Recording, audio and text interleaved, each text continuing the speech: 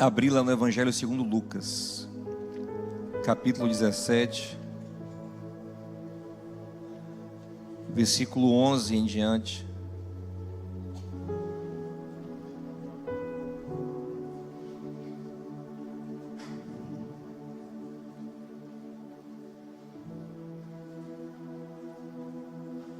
Diz assim, Lucas 17, do 11 em diante. A caminho de Jerusalém, Jesus passou pela divisa entre Samaria e Galileia. Ao entrar num povoado, 10 leprosos dirigiram-se a ele. Ficaram a certa distância e gritaram em alta voz: Jesus, mestre, tem piedade de nós. Ao vê-los, ele disse: vão mostrar-se aos sacerdotes. Enquanto eles iam, foram purificados. Um deles, quando viu que estava curado, voltou, louvando a Deus em alta voz, prostrou-se aos pés de Jesus e lhe agradeceu. Este era samaritano. Jesus perguntou: não foram purificados todos os 10? Onde estão os outros 9? Não se achou nenhum que voltasse e desse louvor a Deus, a não ser este estrangeiro? Então ele lhe disse: levante-se e vá, a sua fé o salvou. Meus amados, todos os dias nós levantamos da cama e alguma coisa nos move. Às vezes essa coisa que nos move é forte o suficiente para que a gente tenha vigor para o dia. Às vezes é uma coisa fraca que nos move. Às vezes nos movemos como um saco meio vazio, sem firmeza. Nos movemos como que soprados por ventos que não parecem ter direção. E é duro viver isso, porque quem se move assim, quem vive assim, em algum momento todo mundo experimenta isso, percebe uma vida esvaziada, uma vida onde a gente está gritando por um norte, e às vezes na falta dele qualquer coisa vira norte. E você vê às vezes gastando uma energia preciosa da sua vida, tempo que não volta mais, andando atrás de pseudo-verdades, investindo em ilusões, construindo em cima daquilo que não tem valor real e que facilmente é desfeito. Provérbios diz que tem caminhos que para o homem no princípio até parecem ser bons, mas no fim são caminhos mortais, caminhos destrutivos. Uns se apaixonam por uma coisa, outros por outra. Aí você pega seu celular no final do dia e você olha ali quanto tempo você gastou no celular. Às vezes dá uma angústia fazer isso, né? Porque você vê que das suas preciosas horas do dia, boa parte foram gastas em coisas totalmente sem nenhum valor intrínseco.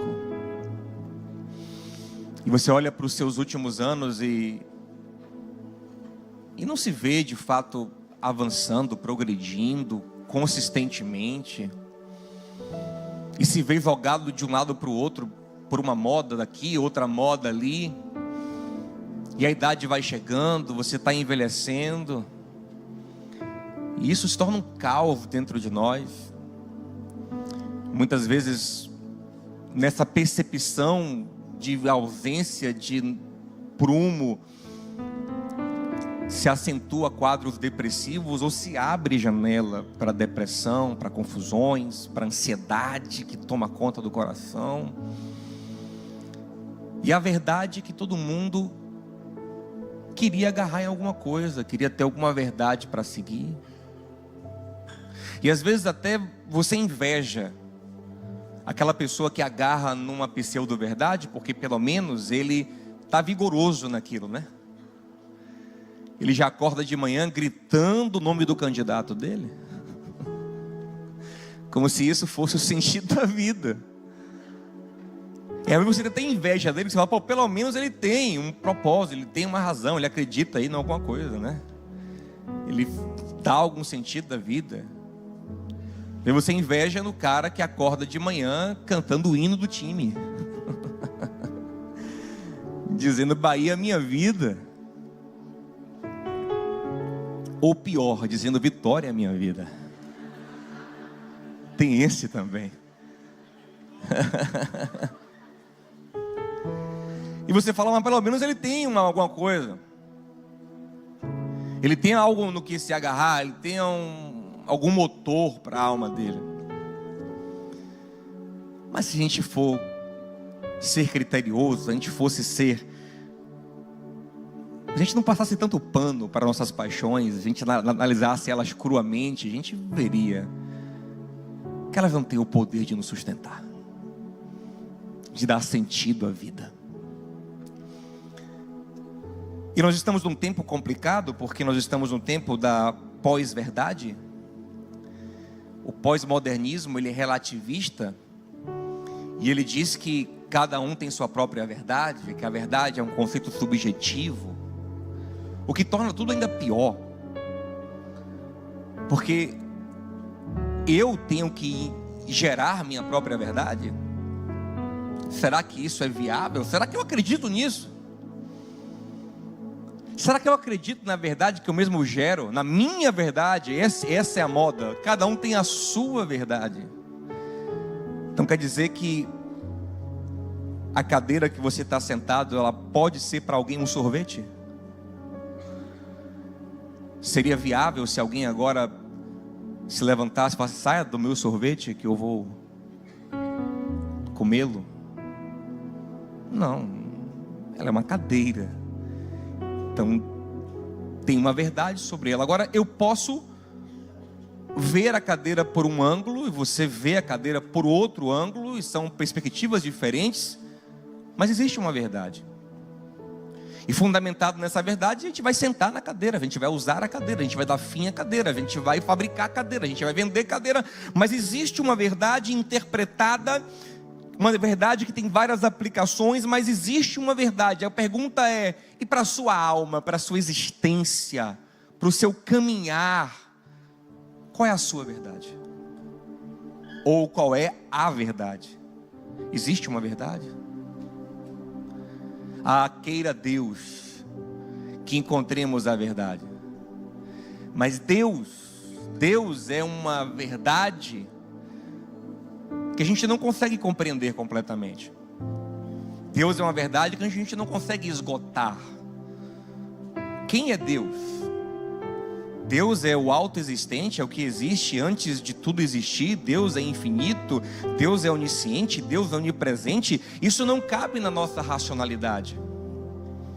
Davi disse no Salmo 139, versículo 6, quando ele pensa na onisciência, na onipresença, ele fala, esse conhecimento seu, essa ciência é grande demais para mim e eu não posso atingi-la. Daí aqueles que vieram antes do pós-modernismo, os modernos, os que nascem com o iluminismo, também se assustarem com a possibilidade de Deus ser o dono da verdade, porque Deus não cabe na minha mente, e isso me assusta.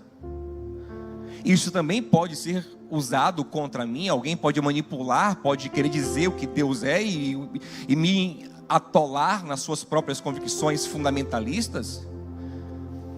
Daí o iluminismo fala, não, o que foge da nossa razão não existe, não acreditamos, nós somos racionalistas, andamos só no que cabe em nossa razão.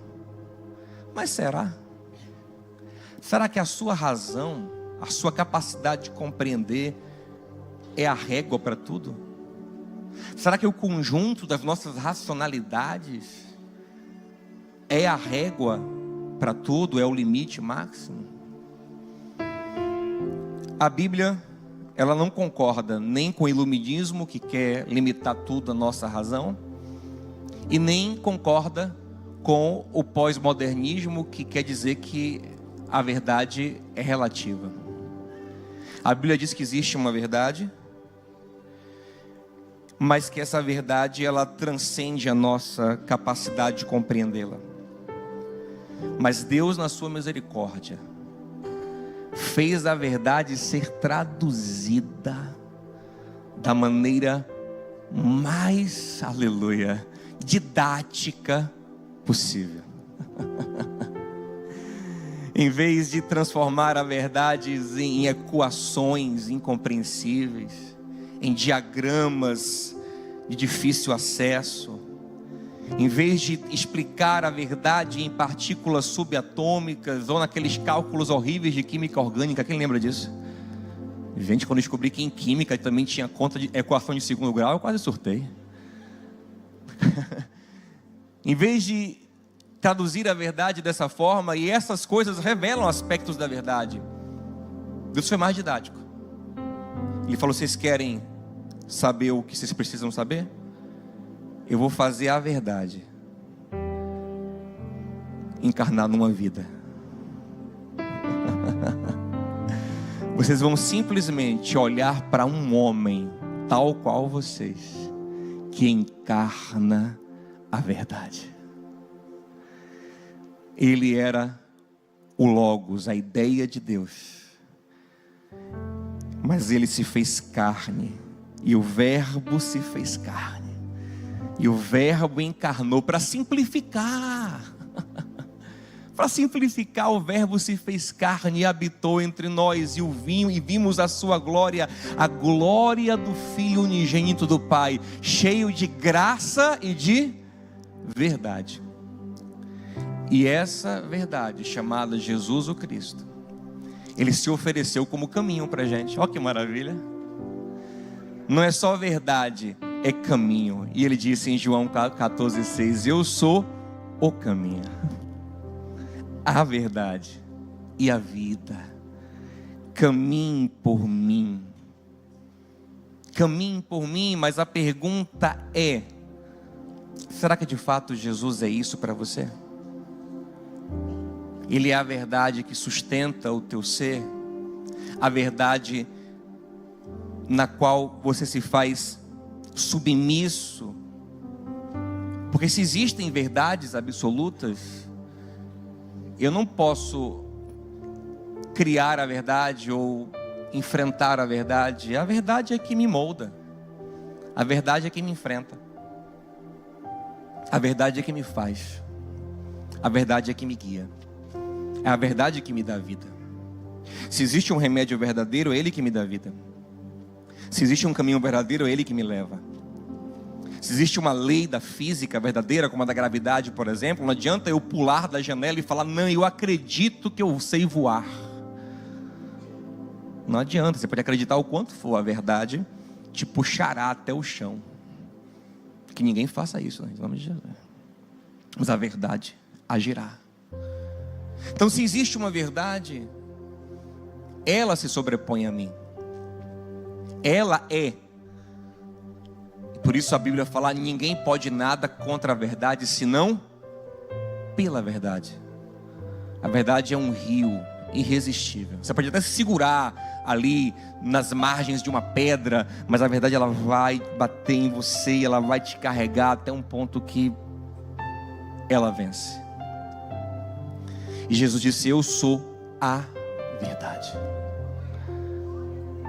Mas que coisa boa é não nadar contra a verdade, mas deixar a verdade nos levar. Porque o nosso medo é que a verdade seja tirana. O nosso medo é que a verdade seja cruel. Mas se você lê o Evangelho que nos revela a verdade deu a vida por nós. A verdade é uma expressão de amor. A verdade serviu. A verdade lavou os pés. A verdade cura, perdoa pecado, orienta, vai buscar o perdido. A verdade é maravilhosa. Agora, nós temos muito mais facilidade para caminhar num caminho verdadeiro quando a gente está em grupo. Porque as nossas teimosias individualistas, elas crescem quando a gente não ouve ninguém, né? Quando você só ouve você mesmo, você se acha um gênio. Você se acha muito esperto, muito sabido, então você sempre questiona tudo. Mas quando você tem um grupo que te ajuda a caminhar num caminho verdadeiro, você consegue com mais facilidade, porque mesmo no dia que você está meio teimoso, meio preguiçoso, meio fraco, aquele grupo te ajuda, né? Quem já viu aqui um grupo de corrida? Um monte de maluco, né, gente? Mas por que eles fazem um grupo de corrida, né? Eu tô brincando, é maravilhoso correr, né? Mas eu fico impressionado como a galera corre de manhã cedo, corre nos lugares inusitados. Estava falando com minha esposa esses dias, e estava passando num lugar assim, nada a ver, assim, ali na paralela, naquela pista lateral, assim. Tinha galera correndo naqueles passeios de regulares. Caramba!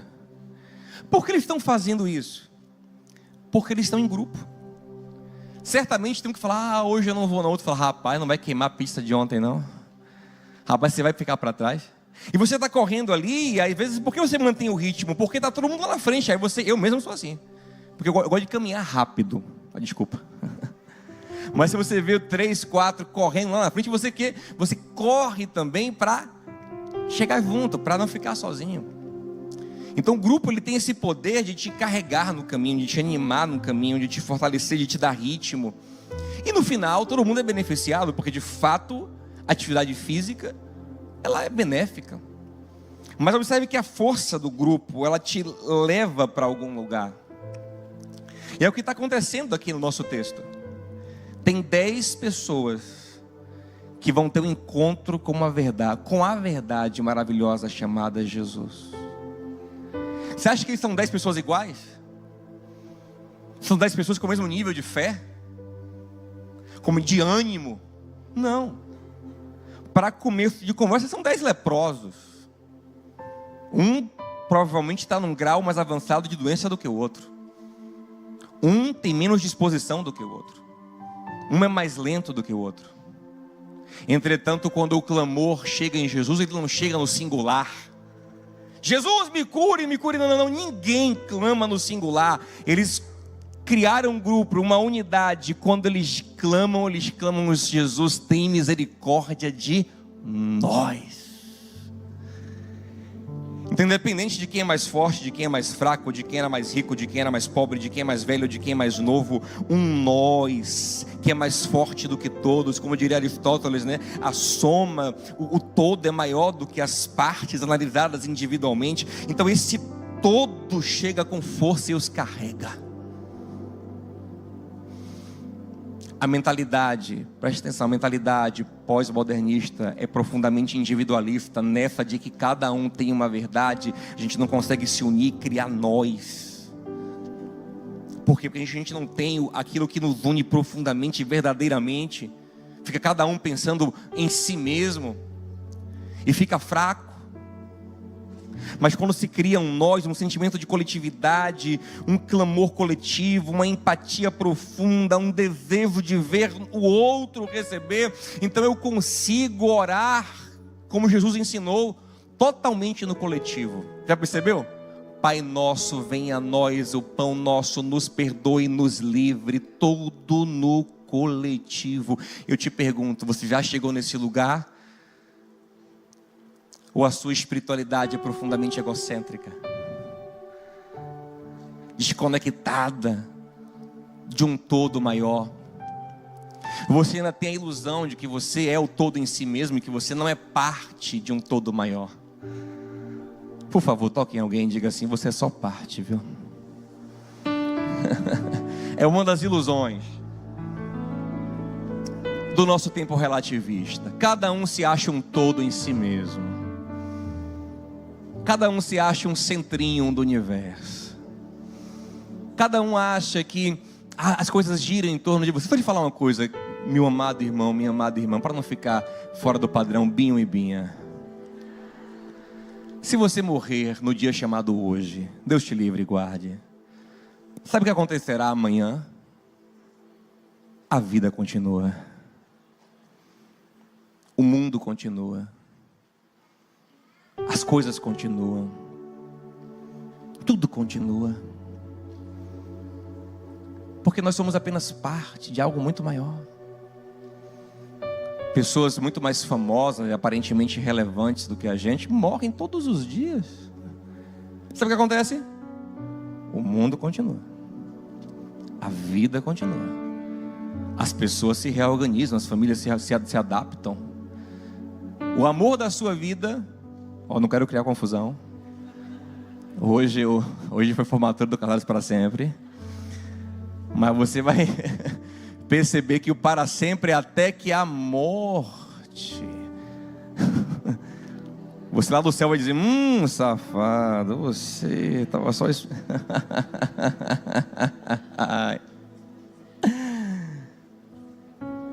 Porque você é apenas parte. Você não é o todo. Você não é o centro. E mais forte você se torna quando você se vê como parte. O nós é maior do que o eu. 10 leprosos carregando uns aos outros, vivendo Eclesiastes 4, é melhor serem 2 do que 1. Porque se um cair, o outro levanta. Quanto? Eu imagino aqueles homens ali perambulando, vazios, sem sentido, sem esperança na alma, porque aquela doença era uma sentença de morte terrível. Aquela doença os isolava socialmente, mas de repente brilha a esperança no horizonte. Jesus está passando ali naquele povoado. E um leproso carrega o outro, um anima o outro. Um fala: rapaz, será? Que conversa é essa? Curar lepra? Bora, rapaz! Não custa tentar. Quem tinha mais fé foi abençoado. Quem tinha menos fé foi abençoado. Quem era mais rápido foi abençoado. Quem era mais lento foi abençoado. Quem era mais velho foi abençoado. Quem era mais novo foi abençoado. Quem era mais rico foi abençoado. Quem era mais pobre foi abençoado. Porque o nós carregou todo mundo. Você é nós com quem? Onde você forma um nós? E talvez você não entenda que Deus está esperando que você forme um nós para começar a derramar sobre a tua vida. O Salmo 73 diz: quão bom e quão agradável é que os irmãos convivam profundamente em unidade. Ali o Senhor ordena a sua bênção e a vida para sempre. Por quê? Porque naquele lugar a pessoa entendeu que ela é parte, que a função dela não é sobressair aos outros ou oprimir ninguém, é formar um todo. Lá na minha varanda tem uma visão para uma mata, legal. E é legal olhar assim e ver aquelas árvores assim todas alinhadinhas, aquele verde assim, dá um relaxamento. Entretanto tem uma árvore lá, gaiata, que cresceu mais do que todas as outras. Sei lá, se achando ela toda assim, toda se achando. Sabe qual é a minha vontade? Cortá-la. Porque a sua pujança estraga o todo. Lógico que isso é apenas uma ilustração, a árvore não tem culpa nenhuma. Mas cuidado para que a sua arrogância não estrague o todo. E aquele que está do alto, observando, e para quem tudo é, na verdade, diga: você está estragando o todo, e eu prefiro o todo do que a você. Deus é um Deus que sacrifica o indivíduo por um todo, muitas vezes.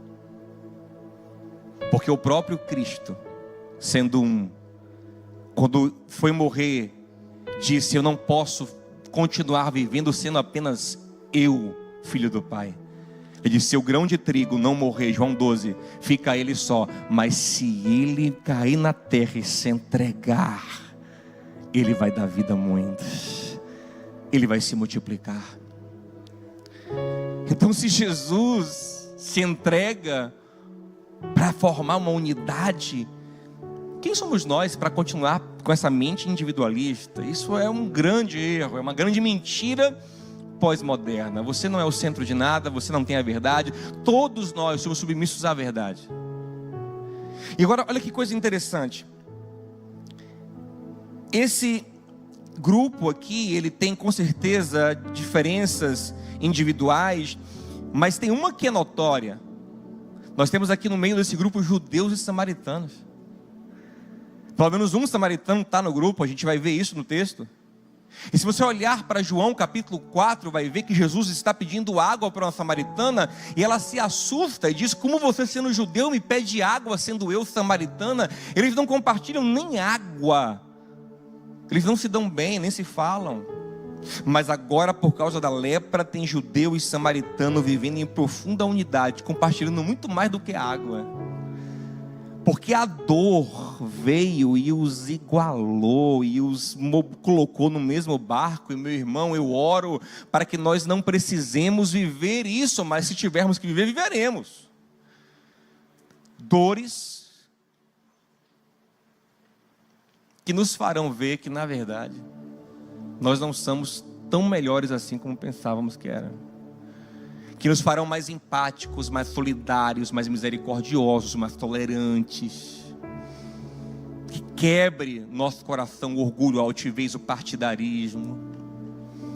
Que nos faça compreender mais o outro, porque agora eu sei o que é estar na pele dele, eu sei o que é sentir, eu sei o que é passar por isso. Que nós possamos ser atraídos pela graça e pelo amor, mas, se necessário, eu não tenho dúvida de que o Senhor permitirá certas dores para que a gente possa ser mais empático e mais coletivo. E é o que está acontecendo. Acabou toda a discussão, porque não fazia mais sentido agora discutir quem está certo, quem está errado. Eles tinham uma lepra que os unia, e isso os alinhou, isso os uniu. Mas graças a Deus que eles estão juntos, estão clamando a Jesus, estão buscando a verdade. Eu oro para que Deus te una com pessoas que estão buscando Jesus. Deus te una com pessoas que têm falhas, que têm problemas como você tem, mas que estão buscando o caminho, a verdade e a vida. E quando eles clamam a Jesus, eles recebem uma resposta de Jesus. E eu imagino que essa resposta de Jesus, a princípio, não é a que eles querem ouvir. Eles estão de longe, mantendo o respeito cerimonial, a distância de segurança do leproso, que a lei de Moisés prescrevia. E eles clamam ao Senhor, e eu imagino que eles têm no coração uma expectativa de serem chamados para perto. E talvez de que Jesus coloque a mão sobre eles, como fizera com outro leproso em Lucas capítulo 5. Só que diferente desse caso, Jesus, nesse caso dos grupos de leprosos, dos 10 leprosos, ele não os chama. Ele de longe responde e fala: voltem, deem meia volta e sigam em direção ao templo em Jerusalém. Vão se apresentar lá aos sacerdotes. Eu imagino a frustração. Eu imagino o que aconteceu com eles, como aconteceu com Naamã. Em 2 Reis capítulo 5, Naamã, general sírio, ele vai a Israel em busca de cura, porque lá é sabido que há um profeta cheio do poder de Deus, chamado Eliseu. E quando ele chega na porta de Eliseu, Eliseu não sai de casa e manda um recado pelo seu servo: diga a ele para tomar um banho no Rio Jordão. Naamã ficou ofendido e falou: como é que ele não vai vir aqui? Eu tinha certeza que ele ia me receber pessoalmente, colocar a mão na minha enfermidade e me curar. Que coisa que afrontosa. E ele quase que não vai.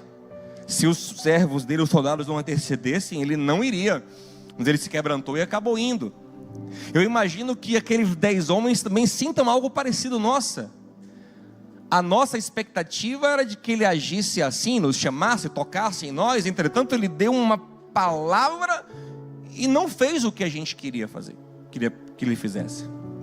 Mas ao contrário de Naamã, eles não parecem hesitar, eles simplesmente deixam a verdade guiá-los. Ouça isso. O nosso grande problema também com a fé, nosso pensamento religioso, meritocrata, nossa religiosidade, faz com que muitas vezes também nós viemos para Jesus e digamos: pronto, eu vou capturá-lo. A verdade é Jesus, mas vou botar no bolso. Como é que eu estudo aí, pastor? Qual o curso que eu faço que eu vou botar tudo no bolso agora? Vou pegar todas as manhas dele. Eu vou entender como é que fala com ele, eu vou entender o que diz a ele, pronto, eu vou chegar e vai acontecer. Eu determino, eu tomo posse. Imagino, né? Se fosse um grupo assim, de longe: Jesus! nós tomamos posse. Nós declaramos em teu nome, querendo você ou não, a nossa cura. Cura, venha de Jesus. Nós te recebemos. Sabe? Aqui ainda esteja pensando assim, ele não entende que ele ainda acha que é o dono da verdade. A verdade não comanda, ele comanda a verdade. Ele está querendo pegar a mãe, ele acha que ele é esperto. Ele acha que ele manipula, ele acha que ele faz acontecer. Mas isso é uma ilusão. Inclusive, é legal que o homem do capítulo 5, que se prostra diante de Jesus, ele tem lepra. Ele, antes de pedir a cura, ele fala assim: Senhor, se o Senhor quiser, o Senhor pode me curar. Eu sei que em ti está o poder para curar, mas entretanto eu sei que antes da tua ação existe a tua vontade. Toque em alguém e diga assim: Deus tem vontade, Binho. Fica aí que é assim: eu vou ativar o código da bênção. Eu peguei a manha de Jesus. É 3 orações de manhã, 1 de tarde. É um jejum de 15 em 15. Vai na igreja, dá 3 pulinhos. E pronto. Não, deixa eu falar uma coisa.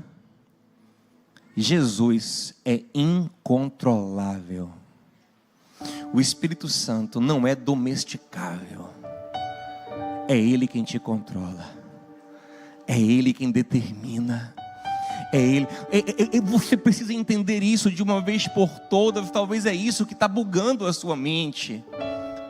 Por isso que eu insisto tanto que os sistemas operacionais são tão diferentes. E um não chega no outro, um não roda o aplicativo do outro. E o sistema operacional do mérito, do orgulho, ele continua insistindo nas mesmas coisas. Ele continua querendo achar uma forma onde eu falo de um jeito, eu faço uma coisa, eu me posiciono assim. Então Jesus agora não tem jeito. Peguei a manha dele. Peguei o segredo dele, vou até vender o curso. Como gritar e Jesus ouvir. Como você junta uma galerinha de 10 pessoas. 10 é o número mágico que ele gosta, aleluia. Junta 10, bota um samaritano no meio para dar uma equilibrada. E você... Jesus quebra completamente. Aí, venham cá não. Voltem. E vão para lá. Vão para lá. Aleluia. E é isso que vai acontecer com a sua vida, quando você realmente entender que você não é dono da verdade, é a verdade que é dona de você. Você passa a ser um servo, você passa a ser um obediente, você passa a ser uma ovelha, você passa a ser guiado, você passa a ser mandado, passa a ser coadjuvante, você passa a ser parte de um todo cujo cabeça é Jesus. Você está pronto para isso, meu irmão? Para não ser mais o cabeça da sua própria vida? Esse é o chamado do Evangelho. E você fica com medo às vezes porque acha que vai ser o que o cabeça da sua vida vai ser um pastor, vai ser um pregador, vai ser um padre, vai ser um líder religioso. Não é sobre isso. Não, mantenha seu senso crítico, mantenha sua inteligência que Deus lhe deu, mantenha seus olhos atentos, mas saiba que caminhar com Cristo é ter Ele como a luz do seu caminho, como o dono da sua vida. É sobre isso, é uma vida que tem dono, uma vida onde você é mandado. E aí? Está pronto para isso? Pergunta, irmão, se está pronto para isso? E aí, você quer mesmo? Alguém lhe mandando, lhe dando ordem, lhe dizendo como é que é, lhe contrariando. Lhe contrariando. A gente teve aqui formatura do Casados para Sempre. Sabe qual é um dos segredos do casamento dar certo? É quem manda agora no casal, né? Mas a briga, né? Quem é que manda? Não aceita de igreja que bota marido para mandar. Não aceita não. Quem manda é a mulher que dá o duro. Irmão, sabe o que a Bíblia fala? Fala assim, ó, para a mulher se submeter, porque na verdade Cristo é o cabeça. Então, na verdade, quem manda mesmo é Jesus. Ele que não obedeça a Jesus. Você tem toda a autoridade, minha irmã, de falar, vem cá. Aí ele fala, não sei o quê. Ixi, você baixa a bola, que quem manda é Jesus. Você se sujeita a Ele quando Ele se sujeita a Jesus. E como Jesus é maravilhoso, se Ele obedecer a Jesus, Ele vai lhe servir, minha irmã. Ele vai dar a vida por você. Vai lhe tratar como Cristo trata a igreja, com amor, com graça, com respeito, com honra. Aí quem não vai aceitar isso? Né? Você não vai aceitar isso, não? Você não quer um marido que lhe sirva, que lhe proteja, que lhe ame, que cuide de você, que seja fiel? Não, não aceito não. Você entende como é que funciona?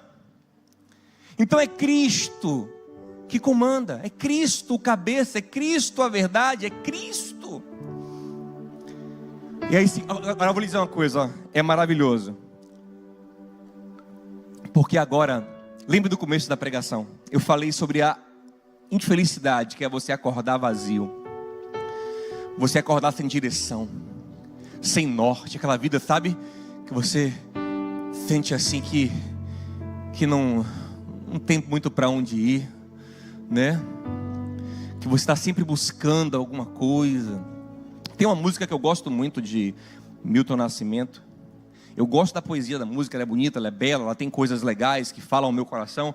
Entretanto, a essência da música eu não concordo mais, porque aí dentro de mim existe uma verdade que me guia. A música chama Caçador de Mim. E a música fala sobre isso, né? Tipo, estou caçando a mim mesmo. Vou procurar. Vou me achar longe do meu lugar. É lindo, é poético, é bonito. Fala de coisas legais, sobre enfrentar o medo. Enfim, não vou falar da música agora. Porque eu vou te falar que mesmo nas coisas mais belas da vida, nas coisas mais poéticas, existe muitas vezes esse niilismo. O que é o niilismo? É a desconstrução de uma verdade. Então você está em busca eterna dessa verdade, de um sentido, de um porquê, de um pra quê. E você está ali sempre, nunca chega, sabe? Nunca chega, está sempre caçando. Mas que coisa boa, ó. Aqueles homens, ó, não foram curados ainda, não foram atendidos por Jesus, não foram, sabe, mimados, nada, continuam leprosos, continuam excluídos, mas eles têm uma coisa agora. Aleluia. Eles têm uma direção da verdade. Como isso é libertador?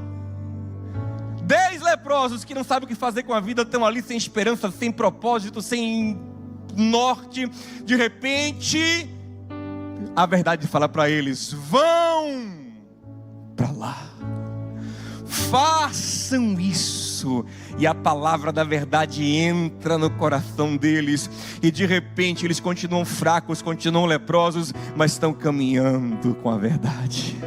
Estão movidos pela verdade, estão movidos por Jesus Cristo, que é o caminho, a verdade e a vida. Que coisa gostosa, que coisa boa é acordar de manhã e ter problemas, mas ter aquela força de saber: a verdade está me guiando. Me guia, santa verdade, me direciona, santa verdade, me diz o que fazer, santa verdade de Deus. E aí eles caminham. E aí uma coisa extraordinária acontece. O texto fala que enquanto eles vão caminhando, eles notam que a cura aconteceu. Porque a transformação em nossa vida é assim. Raramente a coisa acontece na hora que a gente quer, no instante que a gente programa. Não. Geralmente a gente esquece um pouco até o problema, a gente se concentra na verdade. A gente se concentra na direção. E a gente começa a caminhar. E quando a gente menos percebe, aquilo que nos aflige, que nos humilha, que nos destrói, que nos humilha fora das condições ideais de humilhação, aquilo que nos esvazia, vai sendo restaurado, vai sendo curado, vai sendo transformado. Porque eu deixo a obsessão do problema e passo a caminhar na verdade. A verdade passa a me mover. Eu não fico obcecado nas minhas crises financeiras, emocionais, familiares. Eu caminho na verdade e a verdade vai sendo a minha vida. E vai gerando vida em meu coração. Eu vou buscando em primeiro lugar o reino de Deus, a sua justiça. E as coisas que são necessárias vão sendo acrescentadas, vão sendo trabalhadas na minha vida. É como Pedro, nesse mesmo evangelho do capítulo 5. Ele passou a noite toda pescando. E o Senhor de manhã cedo falou: vamos pescar agora, depois de pregar a verdade. Pedro falou: Senhor, passei a noite toda tentando, entretanto, sob a tua palavra eu lançarei a rede. Que coisa maravilhosa. Que coisa boa quando você sabe agora que não está mais ao acaso, você não está mais vazio, você não sabe o que vai acontecer, você sabe. Pedro não sabia quantos peixes ia pegar, nem se ia pegar peixe, isso não importava, aleluia. O que Pedro sabia é que ele tinha a verdade guiando ele. Você compreende a profundidade disso? Não sei se você entende isso. Quando aqueles 10 homens receberam aquela palavra, Jesus não disse: vou curar, vocês serão curados. Ele não prometeu, eles só façam isso. E a verdade os preenche. Quando Jesus manda Pedro pescar, Pedro não sabe se vai pegar peixe, quanto peixe vai pegar, mas ele tem uma verdade. Sabe, aquele lugar de insegurançazinha interna. Eu não sei, será? Mas fulaninha disse que a verdade dela é outra. Aquilo morre. E simplesmente você caminha na verdade. A verdade te preenche, te leva. E quando eles lançam a rede, acontece o que acontece. E eu quero dizer hoje, eu vim hoje para lhe dizer, meu irmão, que caminhando submisso a essa verdade que se chama Jesus, a sua vida será progressivamente restaurada. Essa lepra existencial vai sendo curada. A glória de Deus vai se manifestando na sua vida. 2 Coríntios 3,18. Vamos ser transformados em glória progressiva na imagem dele. E muitas das lepras existenciais vão deixando, você nem percebeu. E aconteceu, e foi acontecendo. E aí o que acontece, para a gente encerrar, é que apenas um voltou para agradecer. E eu lhe pergunto: como isso é possível? Como diante de um feito tão extraordinário, só um volta para agradecer? Eu sei que tem gente ingrata no mundo, mas esse percentual está muito grande. 90% das pessoas ingratas está muito grande. Eu imagino que algo aconteceu. E acho que a Bíblia me dá suporte nessa conjectura. Entenda que Jesus destaca que o único que voltou foi o estrangeiro, o samaritano, dando a entender que os outros que não voltaram eram os judeus. Isso não é à toa. Imagina comigo quando aqueles homens vão se aproximando do templo. E talvez eles agora entram no templo. O templo de Jerusalém naquele tempo era um formigueiro. Era o centro da cidade. Centenas, talvez milhares de pessoas estão cercando eles agora. Todos curiosos, o que aconteceu? Que coisa extraordinária. 10 leprosos, talvez 9, talvez o outro nem entrou no templo, estão aqui curados. Aquilo gera um alvoroço. Eles devem ter contado a história. Jesus de Nazaré mandou a gente vir no templo. Aqueles que comandavam o templo eram rivais mortais de Jesus. Você acha que eles corroborariam?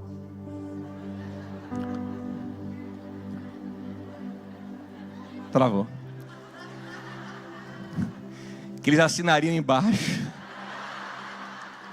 dizendo que o milagre foi feito por Jesus? Até agora a palavra não sai da minha boca aqui na minha mente. Corroborar, né? Corroborariam. Sei lá. Corroborariam. Que trava a língua. Coitado do Gago, Jesus. Gago foi tirar onda, tá vendo? Jamais eles fariam isso. Eles não podiam dizer que foi Jesus. Eu imagino que porque eles começam a trazer outras alternativas. Não, foi o templo. Ele sabia que o templo que tem a cura, que flui do templo o poder, que flui do nosso ministério sacerdotal a cura. Por isso que, vindo nessa direção, vocês foram curados. Alguma coisa convenceu aqueles homens, porque não é possível que eles sejam tão ingratos assim.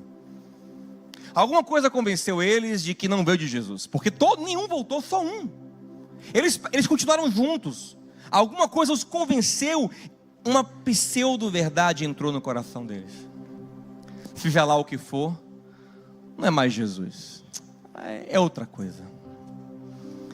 E eu vou lhe dizer, meu irmão, nesse momento, a unidade é importante. Ouça isso, a unidade é importante. Mas no momento que essa unidade não é mais fundamentada em Jesus, aí ela é uma mentira, é uma farsa, não é mais sustentada na verdade. E aquele samaritano disse: oxi, como assim, velho? Que templo nada, eu nunca nem vi nesse templo, nunca nem fui bem recebido aqui, nem creio nesse templo, nada disso. Eu sei quem me curou. E meu irmão, cuidado, porque muitas vezes a gente está se afastando de Deus por não reconhecer que toda boa dádiva, todo dom perfeito vem do alto. Tiago 1,17. Cuidado com esse mundo egocêntrico que fica dizendo: é você, é o seu talento, é o seu esforço, você merece nada, meu irmão. Gente muito melhor do que você está muito pior na vida.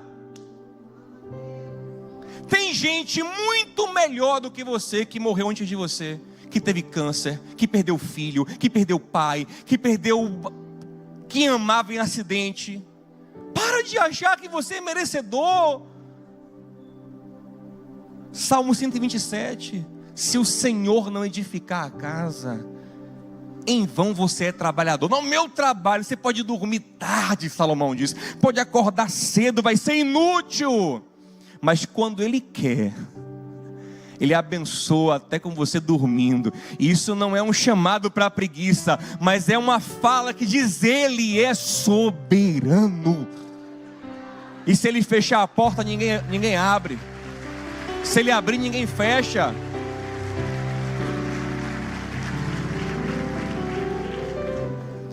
Esse mundo pós-moderno, relativista e egocêntrico, não pode ver ninguém se dando bem em alguma coisa, que logo fala: rapaz, vende um curso do método.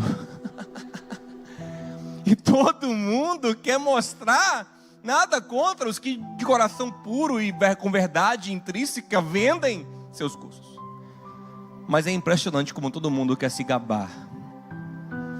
Todo mundo quer centrar diante da sua perspectiva o sucesso, meu irmão. Agora, eu vou lhe dizer uma coisa, não sei os outros, mas se alguma coisa boa sai de mim, é pura misericórdia, é pura graça, porque eu tenho tudo para dar errado. Dar certo na minha vida em alguma coisa é um milagre extraordinário. Eu acordo todo dia e digo: meu Deus, que templo, que nada, eu vou voltar para Ele, porque eu sei quem faz na minha vida. E olha como Ele volta, aleluia. Porque assim, você também tem formas e formas de voltar para o Senhor, né? Você pode voltar tirando onda, né? Jesus, valeu, viu? Você viu que quando você falou, eu virei logo, não foi? Você falou, né? Você percebeu, né? Que eu fui homem de fé. Valeu, a gente, eu quero inclusive aqui, né? Arrasta para cima, dizer a você como fazer para ouvir direito Jesus. Nada, eu tenho que falar que Ele se prostrou. Como quem diz: eu não sou nada, quem eu sou? E Ele glorificava a Deus em voz alta. Uma expressão profunda de gratidão. Gratidão é o reconhecimento de uma graça que eu não conseguiria alcançar por minha força. Eu me prostro. Eu digo: que coisa maravilhosa, extraordinária o Senhor fez. Por isso eu me prostro. Vou te falar, nós estamos num mundo que premia a arrogância. Hoje, ser arrogante dá ibope. As pessoas fracas do mundo, vazias, querem um arrogante para se agarrar. Mas a palavra de Deus diz que Deus dá graça verdadeira ao humilde. Esse humilde que se prostrou, ele ouviu de Jesus: a sua fé te salvou. Você veio agradecer uma bênção menor, mas nessa entrega à graça, nessa rendição humilde, receba uma bênção muito maior. Receba não só salvação do seu corpo, não só cura do problema circunstancial, receba cura do problema eterno, receba resgate eterno, receba filiação com os céus, receba bênção definitiva. Quando você se rende à verdade e se faz dependente de Deus, dependente de Cristo, reconhece que você é um pecador miserável em você mesmo, você é um leproso sem cura, mas se tem cura vem dele, se tem misericórdia vem dele, foi pelo que ele fez na cruz que você pode ser abençoado. E aí, meu amado, ele fala, ó, os outros que estavam lá fazendo sucesso no templo praticamente, bombando lá, os curados, vendendo os métodos deles, mas tinha um aqui humilhado, recebendo muito mais do que cura física, recebendo o resgate existencial, salvação, filiação, perdão dos pecados, bênção sem fim. É isso que vai acontecer com você. Quando o seu coração se volta, cada bênção, cada bênção, cada bênção, cada coisa boa, volte, se prostre e diga: quem sou eu, eterno? Quem sou eu? E você vai ver aquele que te abençoou, te abençoando muito mais profundamente, edificando em você um patrimônio para a eternidade. Fique em pé comigo, por gentileza, em nome de Jesus.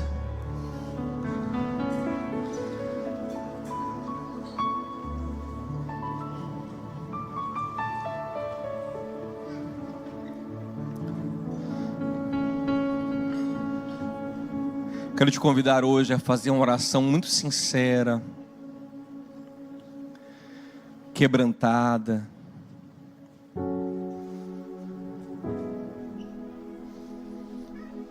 O tema da sua oração eu sugiro que seja: Senhor, reina sobre a minha vida, me destrona e reina. Eu quero um rei. Eu quero um rei. Eu quero me unir em torno do rei. Eu quero ser liberto pelo rei.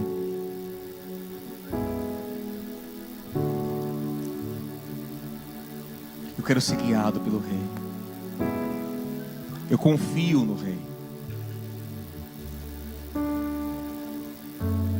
O grande problema da nossa vida, na base do problema, é a desconfiança. Eu entendo a gente desconfiar de uma figura de autoridade. É natural.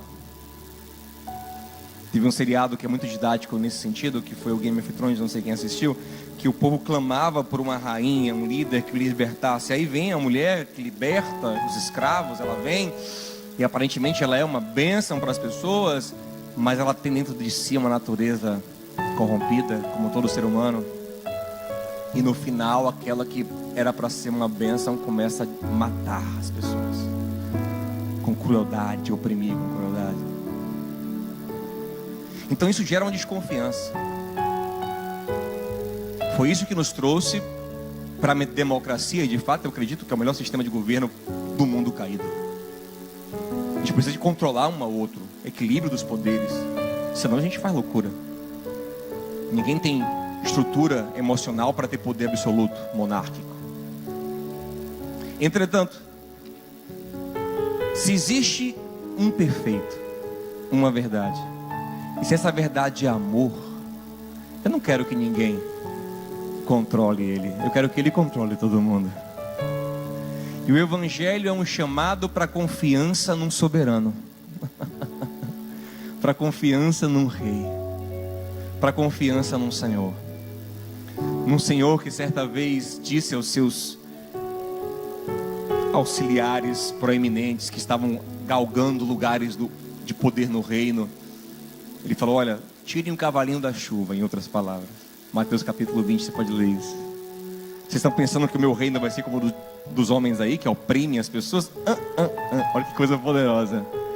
Pois no meu reino é tudo diferente. No meu reino, quem quiser ser grande, que sirva cada vez mais. Quanto mais você servir e se entregar por amor, mais você reflete o meu reino. Sabe qual é o resultado? Esses homens todos morreram pelo reino, entregaram a vida pelo reino, porque esse é o reino de Jesus, o Cristo. Você tem coragem de entregar a vida a esse rei? Não ande mais vazio, não ande mais procurando uma verdade. Ouça Jesus dizer: eu sou o caminho, a verdade e a vida. Eu vou te guiar, a minha palavra vai te guiar, e é para mim que você vai voltar. Eu vou te dar a palavra, vai e você vai, vem e você vem. E quando você perceber que a minha palavra transforma, você voltará para mim glorificando o meu nome. É como o Senhor falou a Isaías: a palavra que sai da minha boca nunca voltará para mim vazia, mas cumprirá o propósito para o qual eu a enviei.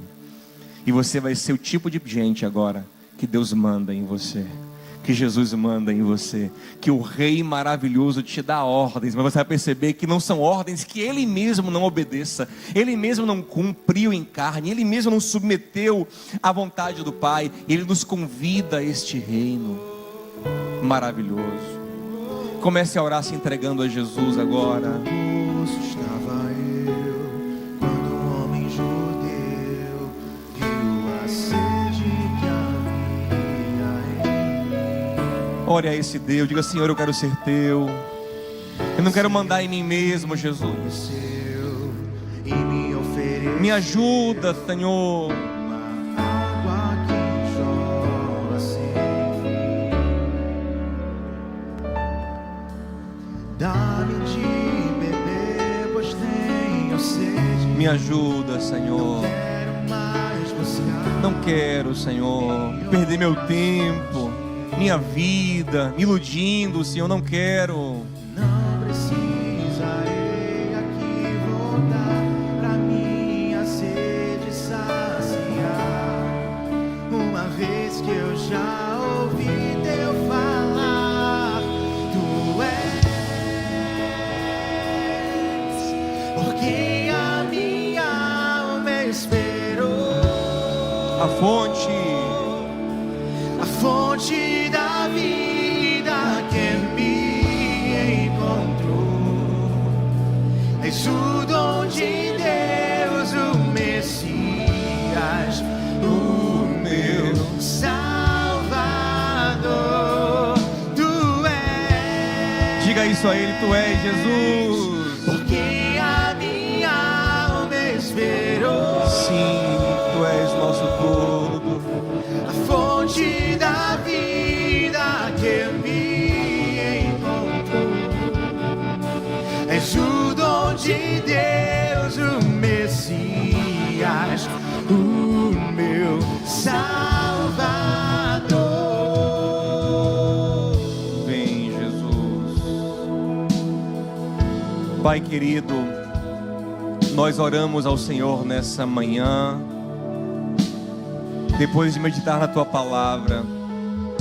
E nós não queremos ser, Senhor, pessoas que andam vazias, em busca da própria verdade. Quem sou eu para criar a verdade? Foi a verdade quem me criou, Senhor. Que a verdade nos encontre. Que assim como aqueles leprosos foram encontrados pela verdade entre a Samaria e a Galileia, que a verdade nos encontre nessa manhã aqui em Salvador. Que ela venha poderosamente ao nosso encontro, Senhor. E que ela possa nos transformar, e que nós possamos nos render à verdade. E ainda que a verdade diga que tenhamos que fazer o que nós não queremos, que confiemos nela e não em nós. Que confiemos em Jesus, o nosso Rei, o nosso Senhor, o nosso Cristo. Que possamos viver em amor, em graça e em misericórdia, submissos a essa verdade que opera no amor, Senhor. Nos ajuda, Pai, nos ajuda a todos os dias voltar para Ti e reconhecer que a Tua verdade tem nos libertado, nos curado e nos transformado.